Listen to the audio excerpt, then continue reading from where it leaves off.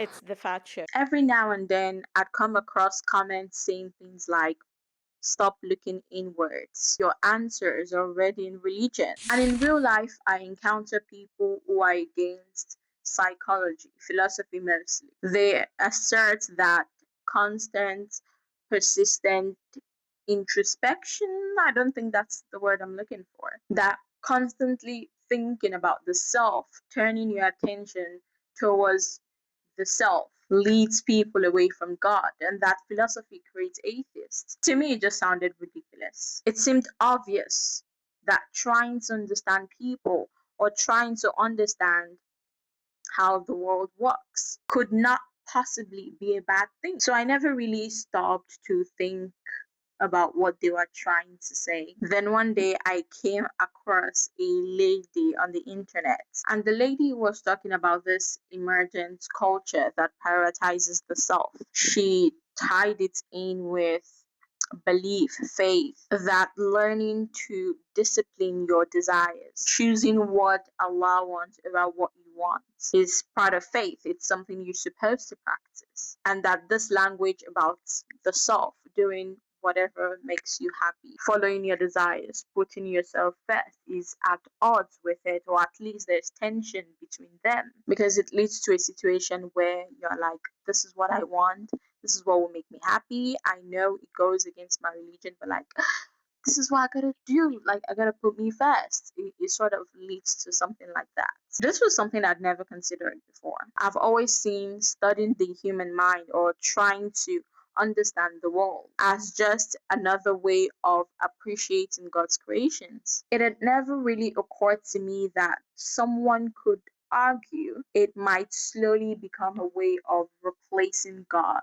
without noticing it. There are so many different fields, and every field of study is trying to understand something. Some people want to understand mathematics, chemistry, some people study economics, some dedicate their lives to the study of medicine and the human body. And generally, nobody finds that strange. Sure, people make harmless jokes. They will say, if you study economics, you must be stingy. If you're a lawyer, you must be a very good liar. But that's all it is. It's a stereotype. Nobody hears that you're studying chemistry and start worrying about your soul. But when the conversation shifts to psychology or philosophy, people become cautious. What is it about these subjects that makes people react so differently? Is it the questions they ask? Questions like, what gives life meaning? Why do human beings believe what they believe? What holds society together? They are simply questions about us. So why do they make people so uncomfortable? You know, medicine is an interesting example. The more you learn about the human body, the more astonishing it becomes. Like, the heart pumps liters of blood through the heart every minute. Our skin heals itself, our bones repair itself. And when people hear these facts, they're amazed. Nobody pauses the conversation every few seconds and you're like, I know the heart can do all of these amazing things, but remember, God created the heart. So, like, also remember that, know that that is the main thing. I mean, of course, that belief doesn't disappear simply because we're trying to understand how one of his creations work. Medicine doesn't even stop at observation, it takes it a step further. Surgeons open up, like, they cut open the human body, they remove organs, they put in pins and needles and screws, they repair damaged tissues, they transplant hearts, they intervene in one of the most intricate creations we know. If anything, that's an even deeper investigation than creating theories on how the world operates. So why does one kind of curiosity feel safe while another makes people go, don't go too far, be careful? I've never really understood where the line is. I've always thought the mind was just another one of God's creation, just like the heart, the lungs, just like every part of us. But the more I thought about medicine and the human body, the more I found myself asking whether the mind is truly the same as other parts of our body. Then what is the difference between the mind and other parts of the body? The first answer that came to me is the body is concrete while the mind is abstract. You can hold a heart in your hand, you can see, you can study. You can't do that with the mind. But that explanation felt too simple for the complexity that is the mind. Then it occurred to me when someone says, I love you with all my heart, or when they say, logically, I know I shouldn't do this, I know this is wrong, but my heart just won't, let me. Nobody's talking about the physical organ beating inside the heart. They're talking about something much deeper. Whether we call it the heart, or we call it the mind, or we call it something else, we're trying to describe the deepest part of who we are. The part of us that believes, that hopes, that fears. The part of us where our deepest convictions are formed. Then the next question becomes, psychology and philosophy deal with the mind, but what exactly do they work with? Because they're trying to understand us, how our identities are formed, how meaning is created, all circling around the same place, the human mind. So if they're trying to understand the mind, then that means they inevitably deal with the very thing that shapes the mind, ideas. And for a long time, I thought, let's talk about ideas for a moment. Because if ideas are the raw materials from which the mind is built upon, then understanding what ideas actually do to us is central to understanding the mind itself. Now, for a long time, I thought agreement was the only way an idea could change you. But later, I realized that ideas don't wait for your permission before they have an effect on you. They simply show you a possibility, a different way of thinking, a different way of seeing, a different way of interpreting reality. And the moment you encounter it, you're already changed. I explored this idea much more deeper in another episode. But the part that matters here is that we usually imagine knowledge as an addition. Like every new thing we learn is a plus. It makes you more informed, more knowledgeable. It makes you more everything. But learning really is more like a trade. You gain understanding, and in exchange, you lose something. You lose an assumption you've carried for a long time. You lose a certainty you never thought to question. Sometimes what you lose is a certain way of seeing yourself, a certain way of seeing the world. That's what makes ideas so powerful. They don't need to answer our question, because questions don't only change us when we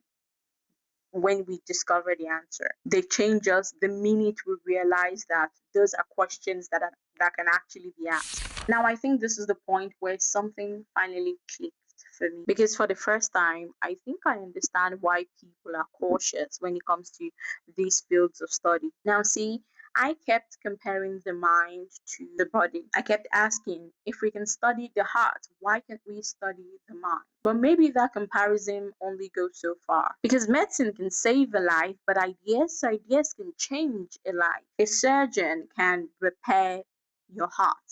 They can replace your heart.